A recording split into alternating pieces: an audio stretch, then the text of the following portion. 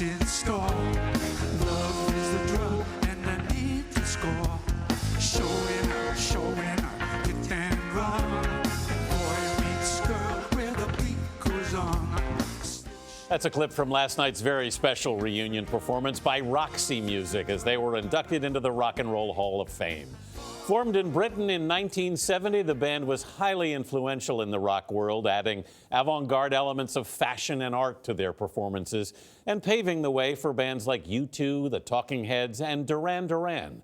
Before the show, I sat down with lead singer Bryan Ferry at the Lambs Club here in New York to talk about the band's legacy. Ain't no big thing to wait for the bell to ring.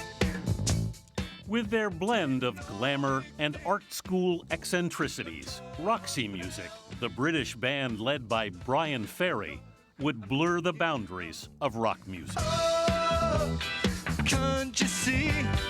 Love is the drug for me. Did you have a sense of what sort of sound you wanted to make? I wanted to explore different styles of music. I didn't really want any limitations, style-wise. It kind of ended up being a sort of, kind of a collage effect. I'll use you, and I'll confuse you. The English magazine The Economist recently called them, quite simply, the greatest art rock group Britain has produced this side of the Beatles. Ferry grew up near Newcastle in northern England, where he delivered newspapers and magazines as a boy. And I would just walk down the street reading avidly all these articles about Charlie Parker and so on, and people, these kind of giants of music. Coming through Newcastle, I'd go and buy my cheap ticket and sort of digging this music in my little white trench coat. I was really moved by all that music, and I just thought it was marvelous, and the feeling has never really left me.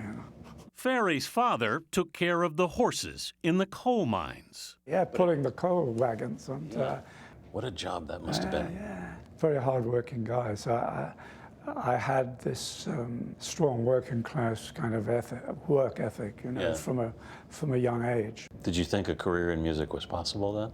Oh, not at all, no. It never occurred to me. Ferry started writing songs while studying art at the University of Newcastle. He met saxophonist Andy Mackay, who introduced him to Brian Eno. He'd man the synthesizers, while Paul Thompson joined on drums and Phil Manzanera on guitar. Then we were Roxy Music. Make me a deal and make you say. Were you surprised at how successful it was in England? Yeah, amazed. You're so chic, teenage rebel of the week. Their debut single, Virginia Plain, released in 1972, soared to number 4 on the British charts.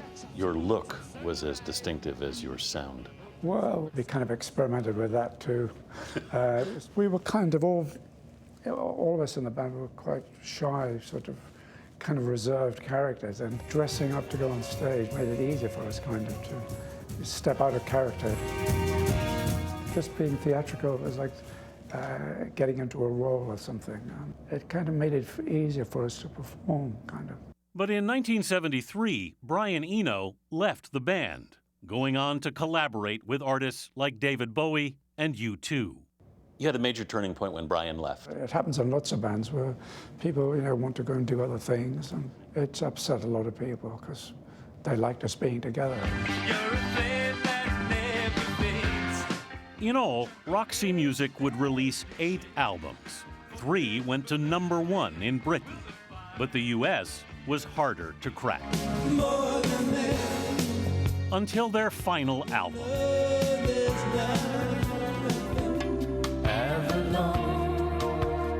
Avalon, released in 1982, would sell more than 1 million copies in America. Ferry disbanded the band after that, but continued a successful solo career.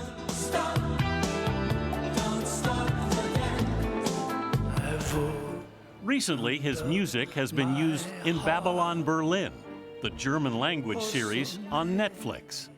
Bitter bittersweet applause. In a club scene, Ferry himself appears singing his song Bittersweet. I did it in that German cabaret style, as if it had been done in a different age, and I found it quite interesting to approach the songs from that different angle. Last night, Roxy Music finally made it into the Rock and Roll Hall of Fame, inducted by Duran Duran, a band they greatly influenced. I'm always proud to say that without Roxy Music, there really would be no Duran Duran. Why the sea on the tide? And Ferry reunited with two of his original Roxy bandmates, Andy Mackay and Phil Manzanera. That's probably the last time we'll see Roxy Music, though. I should imagine so, yeah, so you better make the most of it. What a class act. Yeah, they sounded great last night, and Brian Ferry will be on tour performing Avalon actually through the summer in the U.S., so that's something to look forward to. Artist to the end. Yep.